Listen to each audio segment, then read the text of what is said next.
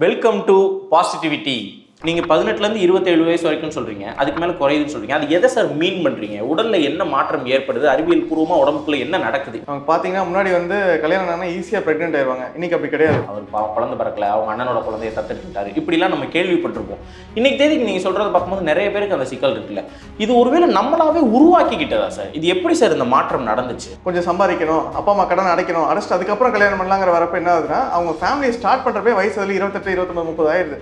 அப்போ என்ன வேணா ஓகே சார், இப்போ ஆண்கள் பற்றி பேசுவோம். அதுக்கு முன்னாடி நீங்கள் பெண்கள் சொன்னனால நான் இதை பற்றி இன்னும் கொஞ்சம் டீட்டெயிலாக பேச விரும்புகிறேன். இன்னொரு விஷயம் என்னன்னா, போக போக வருங்காலத்தில் இன்னும் அதிகமாக போகுது. இப்போ எவ்வளோ இன்ஃபர்டிலிட்டி இருக்கோ இது அப்படியே டபுள் ஆகும் ஃபியூச்சரில். இளைஞர்களே கவனிச்சுக்கோங்கப்பா, ஃபர்டிலிட்டிலையும் பிரச்சனை வந்துடுதான். கல்யாணம் பண்ணி சந்தோஷமா குடும்பம் குட்டி குழந்தையோட வாழ்றதுன்றது நம்மளுடைய கல்ச்சரில் ஒரு பகுதி. அது இல்லாமல் போயிடும். அதனால ஃபர்டிலிட்டிங்கிறது ஃபீமேல்ஸ்க்கு, லேடிஸ்க்கு பார்த்தீங்கன்னா சரி சார், இப்போ நம்மளுடைய ஸ்பெர்மையோ இல்லை எக்கையோ முன்னாடியே நம்ம ஃப்ரீஸ் பண்ணி சேவ் பண்ணி வைக்கிறது, இந்த மாதிரியான ப்ராசஸ் ஏதாவது அவைலபிளாக இருக்கா? இன்னைக்கு நம்ம வந்து செமன் ஃப்ரீசிங்கும் எக் ஃப்ரீசிங்கும் பண்ணிக்கலாம்.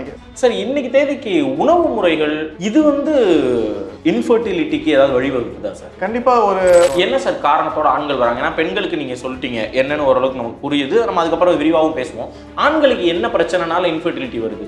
ஆண்களுக்கு பார்த்தீங்கன்னா ஒரு கரு உருவாகிறதுங்கிறது ரொம்ப நேச்சுரலுடைய முதல் படிநிலைன்னு வச்சுக்கலாம். ஃபர்ஸ்ட் ஒரு ஆணும் ஒரு பெண்ணும் இணைஞ்சு ஒரு புது உயிரை உருவாக்குறதுங்கிறது அது ரொம்ப கேஷுவலா சாதாரணமா எல்லாருக்குமே நடக்கணும். ஃபர்டிலிட்டி சென்டருக்குலாம் யாருமே போகக்கூடாது அப்படின்னா, ஆஸ் அ ஃபர்டிலிட்டி சூப்பர் ஸ்பெஷாலிஸ்டா உங்களுடைய அறிவுரை மக்களுக்கு என்ன?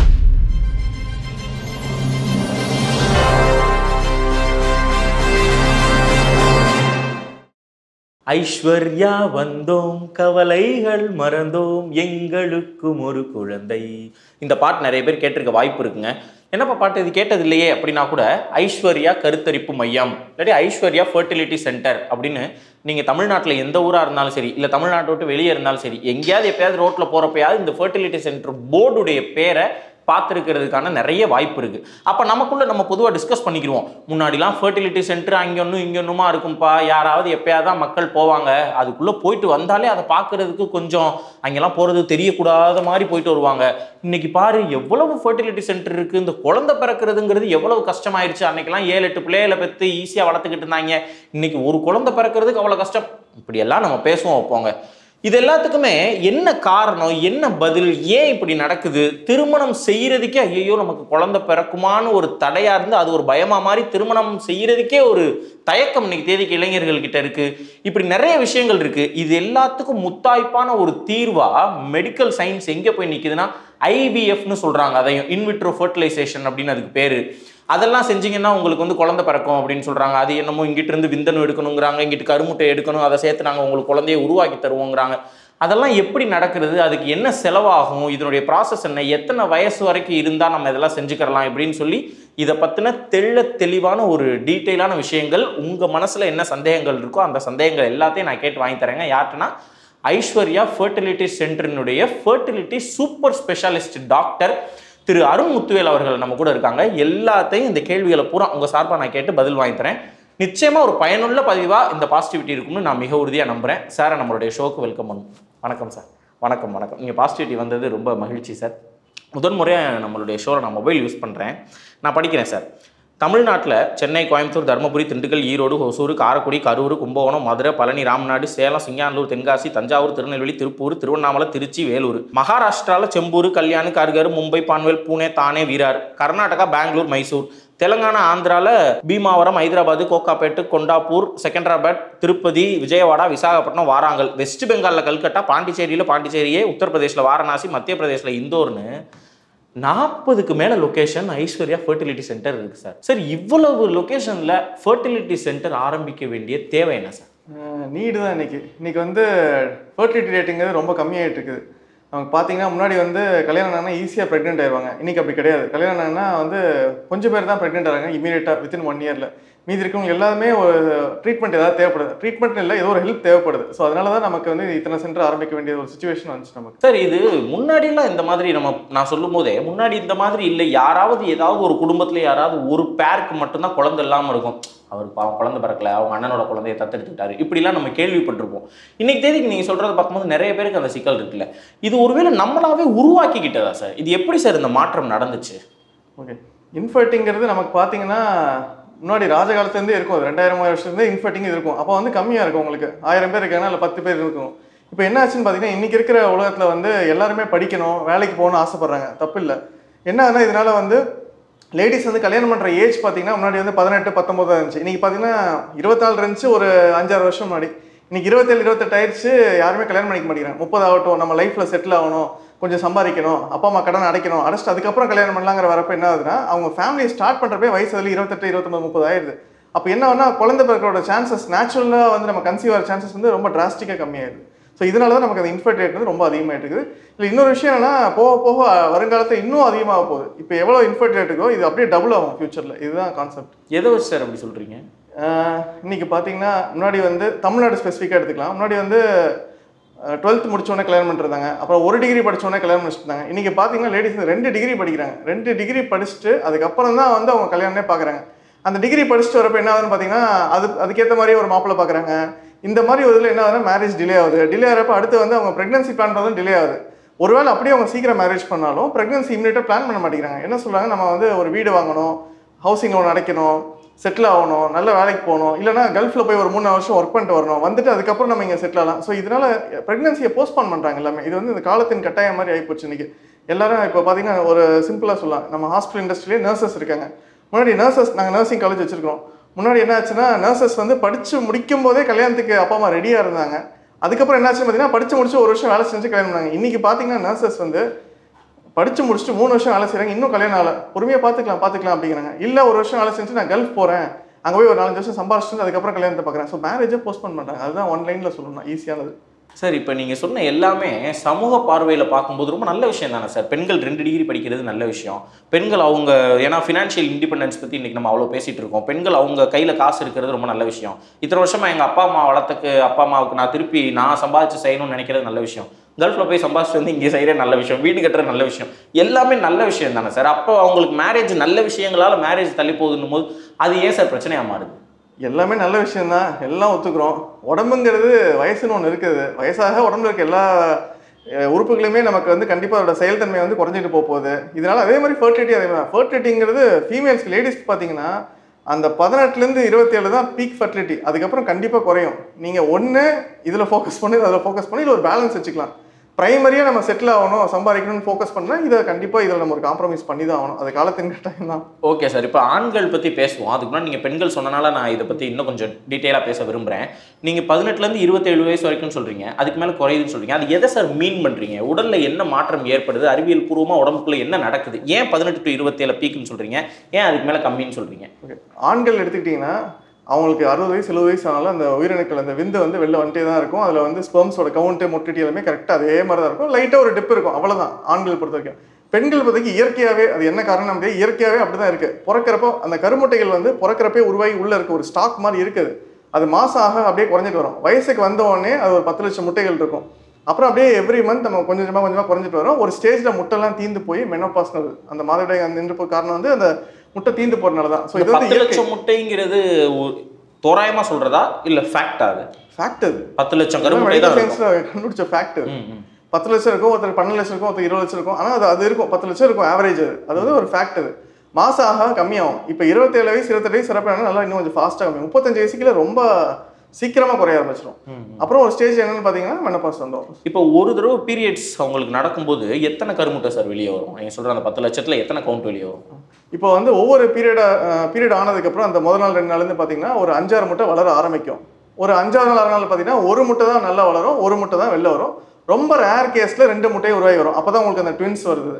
இல்லை நார்மலாக ஒரு 90% லேடிஸ்க்குன்னு பார்த்தீங்கன்னா ஒரு முட்டை தான் வெளில வரும். ஒரு முட்டை தான் வெளியே வருது. அப்போ 10 லட்சங்கிறது ஒரு பெரிய கவுண்ட் மாதிரி. ஒரு ஸ்டாக் முட்டையும் வந்துட்டு இருக்கும்போது ஒரு மாதத்துக்கு ஒரு தடவை நமக்கு பீரியட்ஸ் நடக்குது, 12 மாதம் ஒரு வருஷத்துக்கு. எப்படி பார்த்தோம்னா ரொம்ப கம்மியான கவுண்ட் மாதிரி தெரியுது சார். ரிலீஸ் ஆகுது ஒன்று, டீஜென்ரேட் ஆகுது ஒரு தனி பேரலல் ப்ராசஸ். உங்களுக்கு ஒரு முட்டை ரிலீஸ் ஆகுதுன்னா அதுக்கு பேக்ரவுண்டில் வந்து ஒரு 100லேருந்து 200 முட்டை வந்து உருவாக ஸ்டார்ட் ஆகுது, ஃபாலிக்கல் உருவாக ஸ்டார்ட் ஆகுது. ஆனால் அதில் பெஸ்ட்டாக ஒன்று தான் வெளில ஒரு மீதி எல்லாமே அப்படியே டீஜென்ரேட் ஆயிடும். அதெல்லாம் அழிஞ்சு அப்படியே போயிடும். வந்து ஆட்டோலைசிஸ் மாதிரி உடம்புக்குள்ளே இருக்கிற செல்ஸ்லாம் வந்து அதுவே அழியும், அது பழைய செல்ஸ்லாம். அது மாதிரி இதுவும் போயிடும். ஓ, இதுதான் காரணம் அப்போ பெண்களை பொறுத்த வரைக்கும். சரி சார், பெண்களுக்கு நீங்கள் சொல்கிறீங்க 27 வயசுக்கு மேலே கொஞ்சம் டிப் ஆயிரும், அதனால் அவங்களால கருவுற முடியலை அப்படின்னு சொல்லிட்டு. இப்போ ஆண்களில் என்ன சார் பிரச்சனை ஏற்படுது? ஏன்னா நீங்கள் நம்ம பேசுகிறது இது வரைக்கும் பேசுகிறத வச்சு பார்க்கும்போது நமக்கு வந்துட்டு ஃபெர்டிலிட்டி சென்டர் இருக்கிறதுக்கான காரணமே பெண்கள் தான் அப்படிங்கிற மாதிரி போகுது. ஆனால் அது உண்மையா? பெண்களுக்கு எத்தனை பர்சன்டேஜ் பெண்களுக்கு பிரச்சனை இருக்குது, எத்தனை பர்சன்டேஜ் ஆண்களுக்கு பிரச்சனை இருக்குது உங்களுடைய அனுபவத்தில்?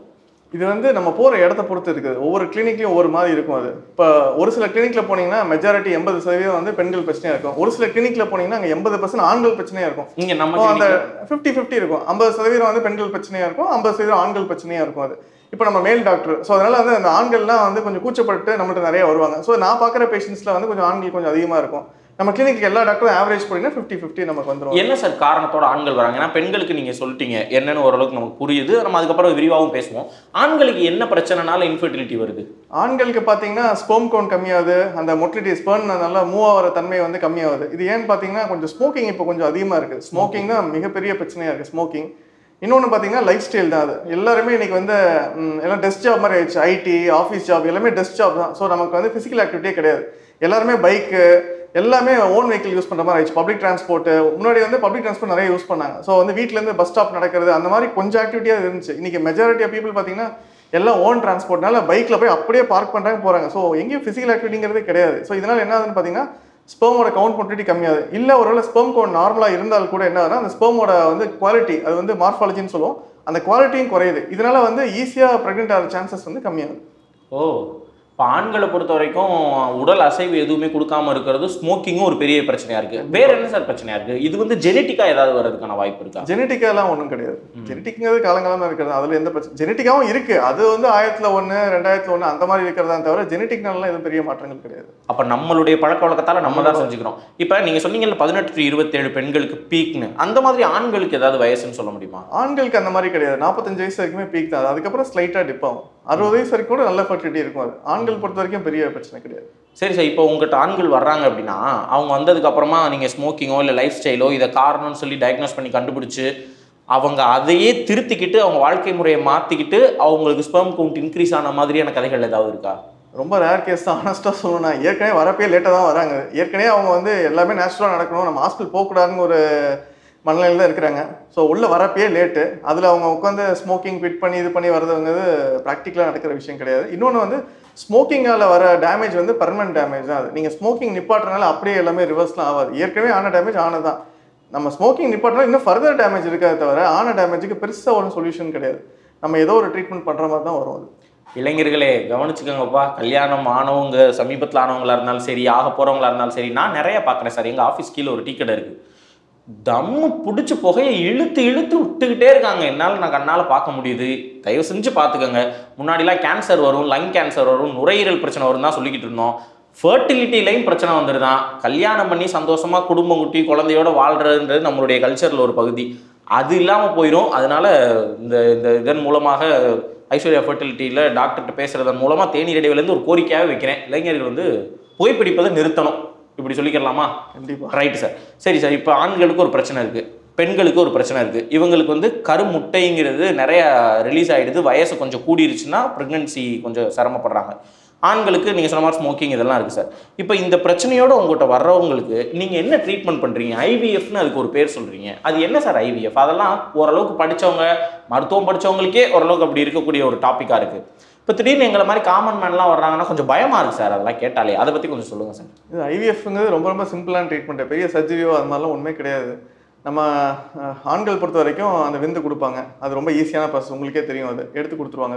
பெண்கள் பொறுத்த வரைக்கும் மாதம் நான் ஏற்கனவே உங்களுக்கு சொல்லியிருந்தேன், ஒரு கருமுட்டை தான் வருது. அது அந்த ஒன்றை வச்சு ஐவிஎஃப் பண்ணால் நமக்கு சக்ஸஸ் ரேட் கம்மியாக இருக்கும். ஸோ நமக்கு வந்து ஒரு 6, 7 இல்லை 10 எவ்வளோக்குள்ளே அதிகமாக வருதோ அவ்வளோக்குள்ளே நமக்கு வந்து வெற்றி வாய்ப்பு அதிகமாகுது. ஸோ அதனால் என்ன பண்ணோம்னா கொஞ்சம் இன்ஜெக்ஷன்ஸ்லாம் போட போகிறோம். இன்ஜெக்ஷன் போட்டு இப்போ நான் சொன்னேன்ல மாதம் உங்களுக்கு கருமுட்டை அழிஞ்சிக்கிட்டே வருதுன்ட்டு, அந்த அழியிற போகிற கருமுட்டைங்களை வந்து வளர வச்சு அதை நம்ம வெளில எடுக்க போகிறோம். அதுதான் அந்த இன்ஜெக்ஷனோட வேலை. அதை எடுத்துட்டு நம்ம அந்த முட்டைங்கள்லாம் எடுத்துட்டு ஒவ்வொரு முட்டையிலையும் ஒவ்வொரு நம்ம அந்த விந்தையும் இது இன்சர்ட் பண்ண போகிறோம். இன்ஜெக்ட் பண்ணிட்டு என்ன ஆகும்னா ஒரு 4 நாள் நம்ம வளர வைக்கிறப்ப இன்குபேட்டரில் போட்டு வளர வைப்போம். அது வந்து எம்பரியோ, அதாவது பேபியாக மாறும். அது அதை எடுத்து நம்ம திரும்ப வந்து ஒரு யூட்ரஸ்குள்ளே செலுத்த போகிறோம். இதுதான் ட்ரீட்மெண்ட். ரொம்ப சிம்பிளான ட்ரீட்மெண்ட். இதுக்கு எவ்வளோ சார் செலவாகும்? இது செலவு பார்த்தீங்கன்னா ஒவ்வொருத்தரோட பாடி கண்டிஷனுக்கு ஏற்ற மாதிரி வரும். அதே மாதிரி நீங்கள் எந்த இடத்துல நீங்கள் ட்ரீட்மெண்ட் பார்க்குறீங்க பொறுத்து வரும். ஒரு ஆவரேஜாக சராசரியாக சொல்லணும்னா 1.5 லட்சத்துலேருந்து 3 லட்ச ரூபாய்க்குள்ள செலவாகும். உங்கள் கண்டிஷனை பொறுத்து மாறும். இது வந்து அந்த எம்பிரியோ உருவாக்கி உள்ள கருப்பையில் வைக்கிறது வரைக்கும். கரெக்ட். அதுக்கப்புறம் அந்த 10 மாதம் தனி. அது நீங்கள் வந்து நீங்கள் கன்சீவாக இருந்தீங்கன்னா நீங்கள் டாக்டர்கிட்ட மாதம் செக்அப் போவீங்க, கன்சல்டேஷன் போவீங்களா, அதே மாதிரி தான் இதில் வரும். ஐவிஎஃப்ல என்னன்னா அந்த முதல் 3 மாதம் வந்து நீங்கள் மாத்திரை அதெல்லாம் கொஞ்சம் எக்ஸ்ட்ராவாக எடுக்கிற மாதிரி வரும், அவ்வளோதான். சரி சார், இப்போ நம்மளுடைய ஸ்பெர்மையோ இல்லை எக்கையோ முன்னாடியே நம்ம ஃப்ரீஸ் பண்ணி சேவ் பண்ணி வைக்கிறது, இந்த மாதிரியான ப்ராசஸ் ஏதாவது அவைலபிளாக இருக்கா? இன்னைக்கு நம்ம வந்து செமன் ஃப்ரீசிங்கும் எக் ஃப்ரீசிங்கும் பண்ணிக்கலாம். இன்னைக்கு ஒருவேளை வந்து நமக்கு கல்யாணம் ஆயிடுச்சுன்னு வச்சுக்கோங்களேன், நேராக ஐவிஎஃப் பண்ணி எம்பிரியோ ரெடி பண்ணி எடுத்து ஃப்ரீஸ் பண்ணி வச்சுக்கலாம். ஒரு ஸ்டாக் மாதிரி ஃப்ரீசரில் எம்பிரியோவே ஃப்ரீஸ் பண்ணி கல்யாணம் ஆயிடுச்சுல நம்ம பிரச்சனை இல்லை, ஸோ அதனால ஃப்ரீஸ் பண்ணி வச்சுக்கலாம். ஒரு 2 வருஷம் 3 வருஷம் கழிச்சு நம்ம அந்த இருக்கிற எப்போ நம்ம செட்டில் ஆகணும், இன்னைக்கு நம்ம குழந்தை பெற்றுக்கலாம் அப்படின்னு நம்ம நினைக்கிறப்போ அந்த எம்பிரியோ எடுத்து நம்ம உள்ள வந்து இன்ஜெக்ட் பண்ணிக்கிறோம். இது ப்ராசஸ். ஒருவேளை கல்யாணமே ஆகலை அப்படிங்கிற பட்சத்தில் எக்கையோ இல்லை ஸ்பெர்மையோ தனியாக எடுத்து நம்ம ஃப்ரீஸ் பண்ணி வச்சுக்கலாம். ஃப்ரீஸ் பண்ணி வச்சுக்கலாம். அது ஆரோக்கியமானதாக இருக்குமா? அது எல்லாமே நீங்கள் பார்த்துருப்பீங்க. அதெல்லாம் அது நம்ம பீரியாடிக்காக நம்ம லிக்விட் அடிச்சு உள்ளே ஊற்றிக்கிட்டே வருவோம். ஸோ நம்ம வேணுங்கிற அளவுக்கு நம்ம அப்படியே எக்ஸ்டெண்ட் பண்ணிட்டே போகலாம். ஓகே சார், இது எந்த வயசு வரைக்கும் சார் இது ஹெல்ப்ஃபுல்லாக இருக்கும்? ஏன்னா இப்போ 25 வயசில் ஒருத்தவங்களுக்கு கல்யாணம் ஆகி 27 வயசில் முதல் குழந்தை பிறக்குது பெண்களுக்குன்னு வச்சுக்கோங்களேன். அடுத்து ஒரு 32 வயசில் இன்னொரு குழந்தை பெற்றுக்கணும்னு நினைக்கும் போது மனது சரி அப்படின்னு சொன்னால் கூட உடம்பு வந்து இன்னொரு ப்ரெக்னன்சி அப்படியே செய்கிறது கொஞ்சம் சிரமமாக இருக்கும்ல. ஒரு ப்ரெக்னன்சி இனிமேல் ப்ரெக்னென்ட் ஆகி, ஏன்னா அது ஒரு தடவை அவஸ்தைப்பட்டது தெரியும் அந்த 10 மாதம் எப்படி இருக்கும்னு.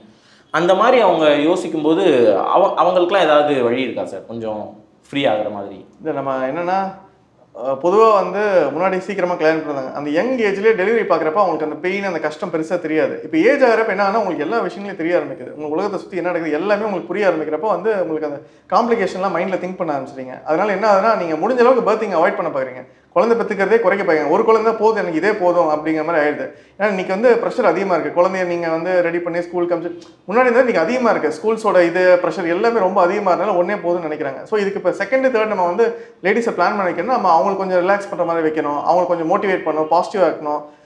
சரௌண்டிங்ஸ் எல்லாமே அதுக்கேற்ற மாதிரி இருக்கும். நமக்கு அவங்களுக்கு கொடுக்குற நம்ம ஒர்க்கு பேர்டன் எல்லாத்தையும் நம்ம கம்மி பண்ணால் தான் அவங்க அதில் கொஞ்சமாவது ஒரு இன்ட்ரெஸ்ட் வரும். எல்லா ஒர்க்கையும் அவங்களே பாட்டு திரும்ப 2வது குழந்தை 3வது குழந்தைனா எப்படி அவங்க பண்ண முடியும்? சரி சார், இப்போ வந்து நான் இப்படி ஒரு கேள்வியை முன்வைக்கிறேன். இப்போ வந்து ஐஸ்வர்யா ஃபர்டிலிட்டி சென்டர் நிறைய இடங்கள்ல இருக்குது. அது வந்து அவ்வளோ நிறைய இடங்கள் இருக்க வேண்டிய அவசியம் இல்லை. எல்லாரும் ஏன்னா அது இயற்கையான ப்ராசஸில் ஒரு கரு உருவாகிறதுங்கிறது ரொம்ப நேச்சுரலுடைய முதல் படிநிலைன்னு வச்சுக்கலாம். ஃபஸ்ட்டு ஒரு ஆணும் ஒரு பெண்ணும் இணைஞ்சு ஒரு புது உயிரை உருவாக்குறதுங்கிறது அது ரொம்ப கேஷுவலாக சாதாரணமாக எல்லாருக்குமே நடக்கணும். ஃபர்டிலிட்டி சென்டருக்குலாம் யாருமே போகக்கூடாது அப்படின்னா ஆஸ் அ ஃபர்டிலிட்டி சூப்பர் ஸ்பெஷாலிஸ்டா உங்களுடைய அறிவுரை மக்களுக்கு என்ன? முடிஞ்சளவு சீக்கிரமாக கல்யாணம் பண்ணுறது தான், அது தவிர எதுவும் கிடையாது. உங்களுக்கு கல்யாணம் ஆகும்போது எத்தனை வயசு சார்? எனக்கு கல்யாணம் 27 வயசு. 27 வயசு. வேற ஒன்றுமே அட்வைஸுங்கிறது கிடையாது? எதுவுமே கிடையாது சார். சீக்கிரமாக கல்யாணம் ஆனால் கண்டிப்பாக ப்ரெக்னென்ட் ஆயிடுவாங்கிறதுக்கு நம்ம கேரண்டி இல்லை இல்லை சான்ஸ் அதிகம் தானே உங்களுக்கு இப்போ வந்து. ஆனால் நான் என்னுடைய கண்படம் நானே பார்த்துருக்கேன் சார். ஆணுக்கு வந்து 26 வயசு, பெண்ணுக்கு 24 வயசு. அவங்க 2 பேரும் கல்யாணம் பண்ணியிருக்காங்க, ஆனால் குழந்தை இல்லையே. இப்போ இதுக்கு என்ன சார் பதில்? இல்லை, அது இருக்க தான் செய்யும். நீங்கள் 12 வயசு கல்யாணம் பண்ணணும், நம்ம குழந்தை பிறக்காம இருக்க வாய்ப்புகள் இருக்க தான் செய்யும். ஆனால் பர்சன்டேஜ் வந்து உங்களுக்கு கம்மியாது. இப்போ வந்து 18 வயசில் ஒரு 100 பேர் இருக்காங்கன்னா எத்தனை பேர் குழந்தை பெற்றுப்பாங்க பார்த்தீங்கன்னா 80-90% வந்து ப்ரெக்னென்ட் டெலிவரி ஆயிரும் அது அவங்களுக்கு. இதே 24 பிறப்போ ஒரு 10% குறையும். வருஷம் ஆக அப்படியே குறைஞ்சிக்கிட்டே வரும் அது. அதனால் நம்ம வந்து ஒரே வழி வந்து சீக்கிரமாக நம்ம வந்து அதாவது லேடிஸ் பொறுத்த வரைக்கும், ஜென்ஸ் பொறுத்த வரைக்கும் பெரிய இஷ்யூ கிடையாது. ஏன்னா அது நேச்சுரலாகவே வந்து ஸ்பெர்ம் வந்து கொஞ்சம் 45 வயசுக்கு கொஞ்சம் அப்படியே மெயின்டைன் ஆகுது. லேடிஸ் பொறுத்த வரைக்கும் தான் ஃபர்டிலிட்டி ரொம்ப டிராஸ்டிக்காக ஃபாலோ ஆகுது. ஸோ அதனால் வந்து முடிஞ்ச அளவுக்கு கொஞ்சம் சீக்கிரமாக பிளான் பண்ணணும், அவ்வளோதான். அது 18 வயசு கல்யாணம் பண்ண சொல்ல அட்லீஸ்ட் ஒரு 27க்கு முன்னாடியாவது பண்ணுறது பெட்டர். இன்றைக்கி பார்த்தீங்கன்னா 30, 32, 35 போயிட்டே இருக்குது, பண்ணிக்கவே மாட்டேங்கிறாங்களே எல்லாருமே. அட்லீஸ்ட் கொஞ்சம் ஏர்லியாக பிளான் பண்ணலாம். 27 வயசுக்கு முன்னாடி கல்யாணம் பண்ணிட்டாலே பிரச்சனை இல்லைங்கிறீங்க. மோஸ்ட்லி எஸ்கேப் ஆயிடுவாங்க. சரி, அப்போ நம்ம ஹாஸ்பிட்டலுக்கு வர்ற பேஷண்ட் எல்லாமே 27 வயசுக்கு மேலே கல்யாணம் பண்ணுவாங்களா? இல்லை 26, 27, 25 கல்யாணம் பண்ணவங்க இருக்காங்க, ஆனால் பிளான் பண்ணல. இன்னொன்று என்னன்னா ட்ரீட்மெண்ட்டும் லேட்டாக ஆரம்பிக்கிறாங்க. இப்போ வந்து 26 கல்யாணம் ஆகுதுன்னு வச்சுக்கோங்க, 20 வயசு கல்யாணம் ஆகுதுன்னா 1 இயர் பார்க்குறாங்க, ஒர்க் அவுட் ஆகலாம், அடுத்து போய் நம்ம ஏதாவது நம்ம ட்ரீட்மெண்ட் ஸ்டார்ட் பண்ணோம். இவங்க என்ன பண்ணுறாங்கன்னா இல்லை நம்ம ட்ரீட்மெண்ட் பண்ணக்கூடாது, நம்ம நேச்சுரலாகவே நம்ம ட்ரை பண்ணோம் அப்படின்னு சொல்லிட்டு அப்படியே டிலே பண்ணிட்டே இருக்காங்க. அது ஒரு பெரிய இஷ்யூவாக இருக்குது. அப்போ என்னன்னா டிலே பண்ணிட்டு இவங்க வரப்போ வந்து 37-38 வயசு ஆயிடுது. அப்போ கொஞ்சம் ட்ரீட்மெண்ட்மே டஃப்பாக தான் இருக்குது, ஈஸியாக இல்லை. நம்மளுடைய சக்ஸஸ் ரேட் எல்லாம் என்ன சார்? சக்ஸஸ் ரேட் வந்து பேஸ்ட் ஆன் தி ஏஜ். பொதுவாகவே நான் ஐவிஎஃப்க்கு கேட்குறேன். ஐவிஎஃப் வந்து அப்படி நம்ம எல்லாத்துக்கும் ஒரே மாதிரி நம்ம சொல்ல முடியாது. ஏஜை பொறுத்தா இருக்குது. ஃபீமேலோட ஏஜ் ஃபீமேலுக்கு எவ்வளோ எக் இருக்குங்கிறத பொறுத்து இருக்குது. இப்போ வந்து ஒரு முக்கியமான விஷயம்னா 27 வயசு இருக்கிற ஒரு 100 ஃபீமேலுக்கு 100 பேத்துக்கு ஒரே மாதிரி இருக்காது. முக்கால்வாசி பேத்துக்கு வந்து எக் நிறையா இருக்கும், நமக்கு கொஞ்சம் பேத்துக்கு வந்து எக் கம்மியாகவும் இருக்கும். ஸோ நம்ம வந்து சக்ஸஸ் ரேட்டு 2 விதமாக பார்க்கணும். ஃபீமேலோட ஏஜ் எவ்வளோ எக் இருக்குது, இது ரெண்டுமே நல்லா இருந்ததுன்னா சக்ஸஸ் ரேட் வந்து 80% வந்துடும். அது ஏஜ் அதிகமாக இருக்குது எக் கம்மியாக இருக்குன்னா கொஞ்சம் ஸ்லோ ஆகும். அப்படியே நமக்கு ஏஜ் அதிகமாக சக்ஸஸ் ரேட் வந்து ட்ராப் ஆகிட்டே போகுது. இப்போ வந்து ஒரு 35 வயசு இருக்கு, எக் பரவாயில்லையா இருக்குன்னா சக்ஸஸ் ரேட் வந்து ஒரு 60% இருக்கும். இதே ஒரு 40 வயசு ஆயிடுச்சு, எக் ரொம்ப கம்மியாக இருக்குன்னா சக்ஸஸ் ரேட் வந்து ஒரு 30% அந்த மாதிரி ட்ராப் ஆகும். Okay sir. இப்போ ஒரு ஐவிஎஃப் ட்ரீட்மெண்ட் எடுக்கணும்னு ஒரு கப்புள் எப்போ சார் நினைக்கணும்? ஓகே, ஐவிஎஃப் ட்ரீட்மெண்ட்டுக்குள்ளே வரணும் அப்படின்றது எப்போ நினைக்கணும்? இல்லை பொதுவாக ஃபர்டிலிட்டி சென்டருக்கே ஏன்னா கல்யாணம் ஆயிடுச்சு, கல்யாணம் ஆகி எத்தனை வருஷம் கழிச்சு என்னென்னலாம் முயற்சி பண்ணதுக்கப்புறம் என்னென்னலாம் செஞ்சதுக்கப்புறம் நம்ம ஃபர்டிலிட்டி சென்டருக்கு போவோம் அப்படிங்கிற அந்த டெசிஷனை எப்போ எடுக்கணும்? இப்போ ஒருத்தர் கல்யாணம் ஆகுது, பீரியட்ஸ் ரெகுலராக வருது, அந்த ஆணுக்கும் வந்து எல்லாமே நார்மலாக இருக்குது, செக்ஷுவல் லைஃப் ஹாப்பியாக இருக்குது, எந்த பிரச்சனையுமே இல்லைன்னா ஒரு வருஷத்துக்கு அவங்க எங்கேயுமே போகலாம், நேச்சுரலாக ட்ரை பண்ணலாம். வெறும் நம்ம வந்து ப்ரீ கன்செப்ஷன் ஒரு சில டெஸ்ட் எடுத்துக்கலாம், ஃபீமேல்ஸ்க்கு தைராய்டு ஏதாவது மாதிரி எடுத்துக்கலாம், சுகர் பார்த்துக்கலாம், அந்த மாதிரி பேசிக் வேணால் எடுத்துக்கலாம், தவிர வேறு எதுவும் தேவைப்படாது. 1 இயர் ஆயிடுச்சு இன்னும் கன்சீவ் ஆனால் ஃபர்ஸ்ட் நம்ம ஒரு ஃபர்டிலிட்டி சென்டர் போயிட்டு ஒரு பேசிக்காக எல்லா செக்கப்பும் பண்ணணும். ஆண்களுக்கு ஒரு செமன் டெஸ்ட், ஃபீமேலுக்கு ஒரு ஸ்கேனோ, ஒரு தைராய்டு ஏமிச்சு அந்த மாதிரி ஒரு பேசிக்கான டெஸ்ட்லாம் பண்ணி எப்படி இருக்குன்னு நம்ம பார்த்துக்கணும். நல்லா இருந்துச்சுன்னா அவங்க திரும்ப வந்து ஒரு மெடிசின்ஸ் டேப்லெட்ஸ் மாதிரி போட்டு ஒரு 1 இயர் ட்ரை பண்ணலாம். இல்லை நம்ம ஒரு பர்டிகுலராக ஒரு ப்ராப்ளம் ஐடென்டிஃபை பண்ணுறோம், ஸ்பெர்ம் ரொம்ப கம்மியாக இருக்குது இல்லை எக் ரொம்ப கம்மியாக இருக்குன்னா நம்ம அதுக்கப்புறம் ஐவிஎஃப் மாதிரி திங்க் பண்ணலாம். அந்த திங்க் பண்ணுறதுங்கிறது ஒரு வருஷத்துக்கு அப்புறமா இல்லை 2 வருஷம்? ஒரு வருஷம் கழிச்சு தான் எடுத்த உடனே நம்ம பிளான் பண்ணணும். நீங்கள் ஒரு வருஷம் கழிச்சு ஐவிஎஃப் தான் சஜஸ்ட் பண்ணுவீங்க? அப்படி கிடையாது, பேஷண்டோட கண்டிஷன் பொறுத்து இருக்கு. இப்போ வந்து ஸ்பெர்ம் வந்து கொஞ்சம் கம்மியாக இருக்கு, எக்கும் கொஞ்சம் கம்மியாக இருக்குன்னா ஐயுஐ மாதிரி சஜஸ்ட் பண்ணுவோம். இல்லை எல்லாமே ரொம்ப கம்மியாக இருக்குன்னா அப்போ நம்ம வந்து ஐவிஎஃப் மாதிரி தான் சஜஸ்ட் பண்ணுவோம். நீங்கள் பண்ணதுலே வயசு கம்மியான பேர்? வயசு கம்மியான பேர்னா 21 வயசு தான். ஒரு ஃபீமேல் 21, ஒரு மேல் வந்து 24. அதுதான் இருக்கிறதுல கம்மியான பேர். அவங்களுக்கு வந்து அந்த மேலுக்கு வந்து ஸ்பெர்மே இல்லை, ஸ்பெர்ம் 0 தான். ஸோ வயசு 21 இருந்தானே 30 இருந்தானே எல்லாம் ஒன்று தான். ஸ்பெர்ம் இல்லைன்னா நம்ம ஐவிஎஃப் மாதிரி தான் போகும். அது ஏன் சார் ஸ்பெர்மே இல்லாமல் ஏன் சார் போகுது? நீங்கள் தான் சொன்னீங்க 65 வயசு வரைக்குமே இருக்கும், 45 வயசு வரைக்கும் நல்லாவே இருக்கும், அதுக்கப்புறம் தான் டிப் ஆகுன்ற மாதிரி சொன்னீங்க. அப்புறம் ஏன் ஸ்பெர்ம் இல்லாமல்? இல்லை, இந்த கண்டிஷன் பேர் ஏசோஸ்பெர்மியா, அதாவது ஸ்பெர்மே இல்லை 0 அப்படிங்கிற 0 ஸ்பெர்ம்ஸ் வைக்கிற கண்டிஷன் அது. ஸோ அந்த மாதிரி கண்டிஷனில் வந்து அது வந்து எல்லாத்துக்கும் வராது, 100ல் ஒருத்தர் இல்லை வந்து 200ல் ஒருத்தர் அந்த மாதிரி தான் வரும். அது அப்படி வந்ததுன்னா நம்ம ஐவிஎஃப் மாதிரி தான் போய் ஆகணும். அது என்ன வயசா இருந்தாலும் சரி அது ஐவிஎஃப் தான். வயசு அதிகமான பேர்னா? வயசு அதிகமான பேர்னா ஸ்ட்ரைட்டா ஐவிஎஃப் தான் நம்ம பண்ணணும். இல்லை வயசு அதிகமான பேர் நீங்க நம்பர்ஸ் கேட்குறேன். நீங்க அதிகமான பேருங்களா? இப்போ வந்து அந்த லா ஒன்று வந்திருக்கு 2021 டிசம்பர்ல வந்து ஒரு லா வந்துருச்சு. அதுக்கப்புறம் வந்து இவ்வளவுதான் பண்ணணும்னு சொல்லி ரெஸ்ட்ரிக்ஷன் வந்துருச்சு. ஸோ அதுக்கப்புறம் பார்த்தீங்கன்னா 50 வயசுக்கு மேலே பண்ண முடியல. நம்ம கப்புள்ஸ் நிறைய இருக்கிறாங்க, 50 ரெஸ்ட்ரிக்ட் பண்ணிட்டேன்னா லா அப்படி இருக்குது. அதுக்கு முன்னாடி பார்த்தீங்கன்னா ஹையஸ்ட் நம்ம பர்சனலாக பண்ணது வந்து 55 வயசு. 55 வயசு ஃபீமேல். ஆண்கள் அதோட கொஞ்சம் அதிகமாக இருக்கும். ஆண்கள்லாம் விதவிதமான இதெல்லாம் பார்த்துருக்காது. ஹையஸ்ட் பார்த்தீங்கன்னா 72 வயசு ஒருத்தர் பார்த்தோம். மேல்தீவ்ஸ்ல ஒரு கப்பல் வந்தாங்க, அது ஒரு 5 இயர்ஸ் இருக்கும். சரி. ஹஸ்பண்ட் ஏஜ் வந்து 72, ஒய்ஃபோட ஏஜ் வந்து 51 சம்திங். 51 கிடையாது, 48 சம்திங். அதுதான் ஹையஸ்ட். ஓகே, மேல் பொறுத்த வரைக்கும். சார் இந்த ப்ரொசீஜர் கொஞ்சம் எக்ஸ்பிளைன் பண்ணுங்களேன். இப்போ நான் இருக்கேன், ஐவிஎஃப் பண்ணணும் அப்படின்னு நினைக்கிறேன், என்னுடைய மனைவி நானுமா வர்றோம். நீங்கள் என்னென்ன செய்வீங்க, நாங்கள் என்னென்ன செய்வோம், இது எப்படி நடக்கும், எத்தனை மாதம், ஏன்னா நீங்கள் எக்கு வந்து ஒன்றா கலெக்ட் பண்ணணும் அப்படிங்கிற மாதிரி சொல்கிறீங்க. அப்போ அந்த ப்ரொசீஜர் ஓவராலாக ஒரு டிப்பானா நாங்கள் வந்து என்ட்ரானா நாங்கள் என்னென்னலாம் கோத்ரூ பண்ணுவோங்கிறது கொஞ்சம் சொல்லுங்களேன். ஓகே, இந்த மொத்த ப்ரொசீஜருக்குமே வந்து கொஞ்சம் ரிலாக்ஸ்டாக ஈஸியாக நல்லா ஹை சக்ஸஸோட பண்ணால் 3 மாதம் ஆகுங்க. அது மாதம் வந்து நம்ம 3 மாதத்தில் நீங்கள் அந்த பேபி எம்ப்ரியோவை எடுத்து மனைவி வயிற்றில் வச்சிடலாம். ஓகே சொல்லுங்கள். ஸோ 3 மாதம் இது வந்து ஒரு நார்மலாக சொல்கிறேன், எல்லாமே ஓகேவா இருக்குன்னா ஒரு 3 மாதம் ப்ரொசீஜர். அது மாதம் வந்து ஒய்ஃப் இருந்து எக் எடுப்போம், ஹஸ்பண்ட் இருந்து ஸ்பெர்ம் எடுத்து ஃபியூஸ் பண்ணி எம்ப்ரியோவை ஃபார்ம் பண்ணி ஃப்ரீஸ் பண்ணிடுவோம். இது மாதம். 2வது மாதம் ஒரு ரெஸ்ட் மாதிரி, பெருசாக ட்ரீட்மெண்ட் எதுவுமே ஒரு பிரேக் மாதிரி கொடுக்குறோம் நம்ம. ஏன்னா தொடர்ச்சியாக ட்ரீட் பண்ணால் அவங்க மென்டலாக டயர்ட் ஆயிடுவாங்க. ஸோ 2வது மாதம் ஒரு பிரேக் மாதிரி இருக்கும், அப்போ கொஞ்சம் டேப்லெட்ஸ் கொடுப்போம். 3வது மாதம் இந்த ஏற்கனவே ஃப்ரீஸ் பண்ணியிருக்கிற எம்ப்ரியோவை எடுத்து திரும்ப உள்ள வைப்போம். ஸோ இதுதான் ஒரு ஸ்டாண்டர்ட் ப்ரொசீஜர், நல்ல சக்ஸஸ் ரேட் வர மாதிரி ப்ரொசீஜர். அவ்வளோதான். முதல் மாதத்துல இருந்து எடுக்கக்கூடிய அந்த கருமுட்டே போதுமானதாக இருக்கும். இப்போ நீங்கள் ப்ரொசீஜர்னு பார்த்தீங்கன்னு வச்சுக்கோங்களேன், ஒய்ஃப் இருந்து எக் எடுக்கிறது ஒரு ப்ரொசீஜர். ஒய்ஃப்க்கு ஏதாவது ஹிஸ்டோஸ்கோப்பிங்கிற டெஸ்ட் பண்ணுவோம், யூட்ரஸ்குள்ள கேமரா போட்டு ஏதாவது பிரச்சனை இருக்கான்னு பார்ப்போம். அப்புறம் அந்த எம்ப்ரியோ எடுத்து உள்ள வைக்கிறது. இவ்வளோதான் ஸ்டெப்ஸே. இதுக்கு ஆப்ரேஷன்லாம் கிடையாதா? ஆப்ரேஷன்லாம் எதுவுமே கிடையாது. ஆப்ரேஷன் எப்போ தேவைப்படும்னா, ஏதாவது ஒய்ஃப்க்கு வந்து ஃபைப்ராய்ட் கட்டி, ஏதாவது சிஸ்ட் இருக்கு, ஏதாவது பிரச்சனைகள் வந்து மட்டும் தான் ஆப்ரேஷன் தேவைப்படும். அது எல்லாத்துக்கும் தேவைப்படாது. அது 100ல் 4 பேர் 5 பேர் அந்த மாதிரி ரொம்ப ரேர் கேஸ் தான். அது எல்லாத்துக்குமே தேவைப்படாது. அப்படிதான் இருந்ததுன்னா நம்ம ஆப்ரேஷன் பண்ற மாதிரி இருக்கும். இப்போ பெட்ல வந்து அட்மிட் ஆகிற மாதிரி இருக்குமா? அதாவது பெட் ரிட்டனா இருக்கிற மாதிரி. இப்போ அந்த எக் எடுக்கிறது வந்து டே கேர் ப்ரொசீஜர். காலையில வந்து அட்மிட் ஆகிட்டு சாயங்காலம் வீட்டுக்கு போயிடலாம், மத்தியானம் சாயங்காலம் வீட்டுக்கு போயிடலாம். எம்ப்ரியோ டிரான்ஸ்ஃபர் ஓபி ப்ரொசீஜர் தான். நீங்க ப்ரொசீஜர் பண்ணிட்டு இமீடியட்டா நீங்க கிளம்பி போயிடலாம். அவ்வளவுதான். நீங்க ஒன்ஸ் அந்த எம்ப்ரியோ எடுத்து நீங்க உள்ள வச்சிட்டீங்கனாலே ஷீ இஸ் பிரெக்னன்ட்ங்கிற மாதிரி. அப்படி கிடையாது. உள்ள வச்சனா அதான் நம்ம சக்சஸ் ரேட் ஏற்கனவே பேசினால அதே மாதிரி தான். எல்லாரும் சக்சஸ் ஆக மாட்டாங்க. அந்த ஏஜுக்கு ஏற்ற மாதிரி அவங்களோட பிரச்சனைகளுக்கு ஏற்ற மாதிரி சக்சஸ் ரேட் மாறும். பெஸ்ட் கேஸ் நிறைய 90% வரும். லோயஸ்ட் ஒருவேளை வந்து எக்கே சுத்தமா இல்லை, அவங்க வந்து டோனர் எக் வேணாம்னு நினைக்கிறாங்க, எனக்கு எந்திலே பண்ணுங்க, எக்கே இல்லை அப்படிங்கிற பட்சத்தில் நமக்கும் ஒரு டஃப்பான சுச்சுவேஷன் தான். அப்போ சக்சஸ் ரேட் வந்து 20% 30% தான் வரும். அது ஸோ ஒவ்வொருத்தருக்கு ஏற்ற மாதிரி மாறும். அது எல்லாத்துக்கும் ஒரே மாதிரி நமக்கு இருக்காது அது. ஓகே, அப்போ நீங்கள் அந்த ஃபர்டிலைஸ் ஆன அந்த எக் எடுத்து உள்ள எம்ப்ரியோ எடுத்து உள்ள வச்சா கூட அது வந்து கருவா மாறி குழந்தைய உருமாறுங்கிறது வந்து 100% கிடையாது. கேரண்டி கிடையாது. இந்த ட்ரீட்மெண்ட் கேரண்டி கிடையாது. யாருக்கு வேணா சக்ஸஸ் ஆகலாம், யாருக்கு வேணா ஃபெயிலியர் ஆகலாம். அதை சொல்லி தான் நீங்கள் செய்வீங்க. சொல்லி தான் செய்வோம். அந்த கன்சர்ன் ஃபார்ம்லேயே உங்களுக்கு அது வந்துடும். அது படிச்சு பார்க்குறப்பே வந்து இவ்வளோ % சக்ஸஸ் இருக்கும், இதில் இவ்வளோ % ஃபெயிலியர் இருக்கும். ப்ளஸ் டாக்டர் நம்ம எக்ஸ்பிளைன் பண்ணுவோம், உங்களுக்கு இந்த பிரச்சனை இருக்குது, இதுதான் சரியான ட்ரீட்மெண்ட், இது பண்ணிங்கன்னா உங்களுக்கு இவ்வளோ % சான்ஸ் இருக்குது அப்படின்ட்டு. இல்லை உங்களுக்கு இந்த பிரச்சனை இருக்குது, இந்த ட்ரீட்மெண்ட் சரியாக இருக்குது, நீங்கள் இந்த ட்ரீட்மெண்ட் தான் பண்ணணும் அப்படிங்கிறத நம்ம எக்ஸ்பிளைன் பண்ணுவோம். அது அந்த கப்பல்ஸ் ஒரு சில பேர் ஏற்றுப்பாங்க, ஒரு சில பேர் ஏற்றுக்க மாட்டாங்க. அது ஒவ்வொருத்தரோட அந்த மைண்ட் செட் பொறுத்து எல்லாமே மாறும். அது சரி, இன்னைக்கு தேதிக்கு உணவு முறைகள், உணவு நம்ம சாப்பிட்ற அந்த இது நம்ம என்னென்ன சாப்பிட்றோமோ பொருட்கள், இது வந்து இன்ஃபர்டிலிட்டிக்கு ஏதாவது வழிவகுக்குதா சார்? கண்டிப்பாக ஒரு இம்பாக்ட் இருக்க தான் செய்யும். எப்படின்னா இன்னைக்கு வந்து நம்ம சாப்பிட்ற சாப்பாடு எல்லாமே பார்த்தீங்கன்னா ப்ராசஸ்ட் ஃபுட்ஸ். இந்த ப்ராசஸ் ஃபுட் சாப்பிட்றப்ப அதில் வந்து கார்போஹைட்ரேட் என்னன்னா இமீடியட்டாக உடம்புக்குள்ள போய் இமீடியட்டாக சுகர் ஷூட்டப் ஆகும். சுகர் ஷூட்டப் ஆகிறப்ப உடம்புல இருக்கிற பேங்கஸ் வந்து இன்சுலின்ங்கிற ஹார்மோனை செக்ரேட் பண்ணுது. எதுக்கு அந்த சுகரை குறைக்கிறதுக்காக.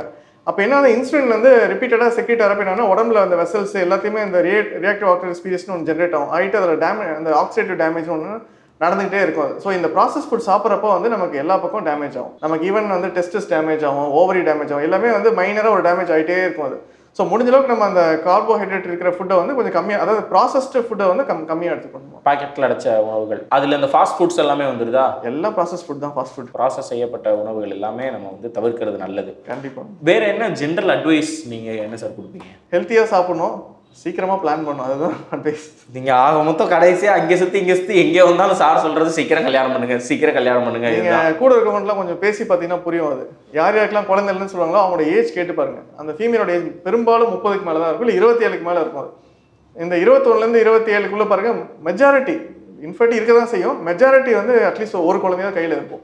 அதுதான், அதனால் சீக்கிரமாக பிளான் பண்ணணும். சீக்கிரமாக பிளான் பண்ணுறது தான் மகிழ்ச்சி சார். மக்களுக்கும் ஒரு தெளிவு ஏற்பட்டிருக்கும்னு நினைக்கிறேங்க, என்னென்ன செய்யணும் என்ன செய்யக்கூடாதுன்னு. ஆக மொத்தம் இதனுடைய கோர் என்னன்னு நான் அடுத்து சொல்கிறேன் வழக்கம் போல். அதுக்கு முன்னாடி சார் நீங்கள் வந்து ஒரு நிமிஷம் நேயர்களை பார்த்து நேரடியாக ஏதாவது பேசுறதுன்னா எங்களுடைய நேயர்கள்கிட்ட பேசிடலாம். ஒன்றே தான் சொல்லுவேன் நான். ஸோ முடிஞ்சளவு சீக்கிரமாக பிளான் பண்ணுங்கள். ஒன்று, ஒருவேளை முடியல, சீக்கிரமாக பண்ண முடியல, சூழ்நிலை அந்த மாதிரி இருக்குது, நம்ம ஃபேமிலி சர்க்கம்ஸ்டன்ஸ் அப்படி நம்மளோட பர்சனல் சர்க்கம்ஸ் அப்படின்னா அட்லீஸ்ட் ஏர்லியஸ்ட்டாக பிளான் பண்ணுங்கள். கல்யாணம் ஆகிட்டு 1 இயர் பாருங்கள். ஒர்க் அவுட் ஆகுதுன்னா இமீடியட்டாக நீங்கள் வந்து ஒரு ஃபர்டிலிட்டி சென்டர் ரீச் அவுட் பண்ணுங்கள். ஃபர்டிலிட்டி சென்டர் போகிறக்க தயக்கப்படாதீங்க. அங்கே போனாலே ட்ரீட்மெண்ட் சொல்லுவாங்க அப்படிலாம் நினைக்காதீங்க. எல்லாமே ஒரு பாசிட்டிவாக ஒரு நல்ல விஷயமா தான் சொல்லுவோம். அது உங்கள் நல்லதுக்காக தான் சொல்லுவோம். அது ஸோ அதனால் வந்து என்ன டாக்டர் சொல்லுவாங்களோ அது ஒரு பாசிட்டிவாக எடுத்துகிட்டு இமீடியட்டாக பிளான் பண்ணுங்கள்.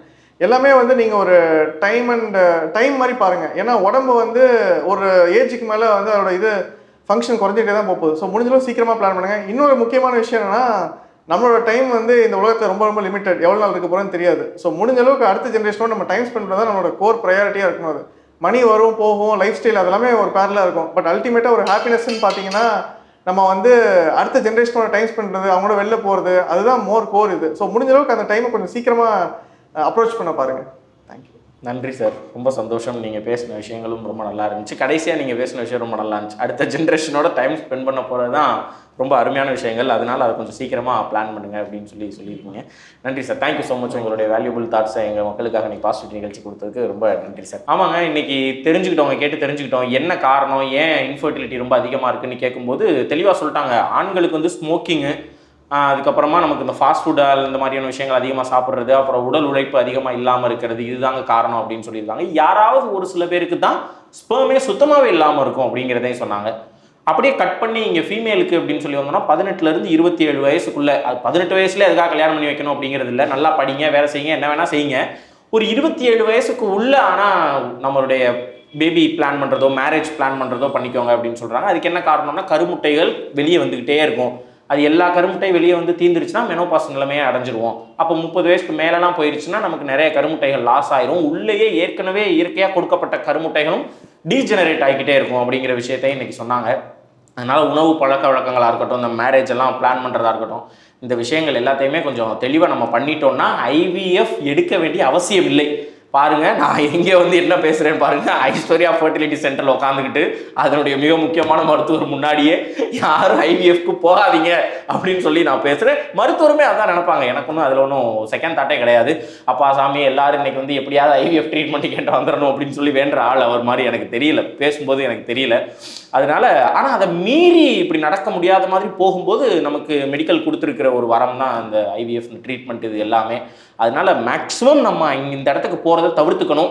அப்படி போகிறதாக இருந்தால் என்னென்னலாம் செய்யணும், எவ்வளோ செலவாகும், அதனுடைய ப்ரொசீஜர்ஸ் என்னங்கிறதையும் கேட்டு தெரிஞ்சுக்கிட்டோம். அதனால போகாமல் இருக்கிறதுக்கான உதவியும் இந்த வீடியோ பண்ணுது. அப்படி ஒருவேளை போகுது அப்படின்னா நம்ம என்னென்ன செய்யணுங்கிறதுக்கான உதவியும் இந்த வீடியோ பண்ணுதுன்னு நான் மிக உறுதியாக நம்புகிறேன். எல்லாருக்கும் பயனுள்ள ஒரு வீடியோவாக இருக்கும்னு தேநீர் இடைவேளை சார்பாக மிக உறுதியாக நம்புகிறேன். இன்னொரு பாசிட்டிவ் நிகழ்ச்சியில் உங்கள் அனைவரையும் சந்திக்கிறேன். நன்றி. வா வா என் தேவதையே